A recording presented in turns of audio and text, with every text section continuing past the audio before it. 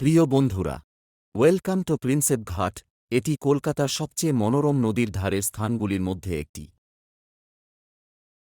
1841 সালে ব্রিটিশ শাসনকালে নির্মিত এই অত্যাশ্চর্য প্যালাডিয়ান শৈলীর কাঠামোটি মহান বিদ্বান এবং পুরাকীর্তিবিদ জেমস প্রিন্সেপের সম্মানে নির্মিত।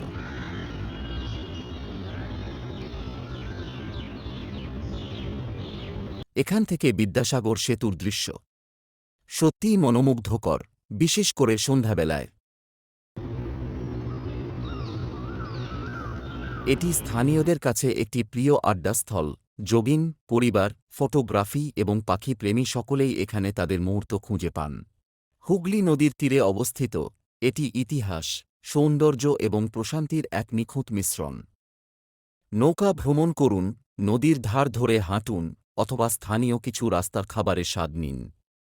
কলকাতার এই সুন্দর জায়গাটি মিস করবেন না। ভ্রমণ কাহিনী সম্পর্কে আরও জানতে লাইক, শেয়ার এবং ফলো করুন।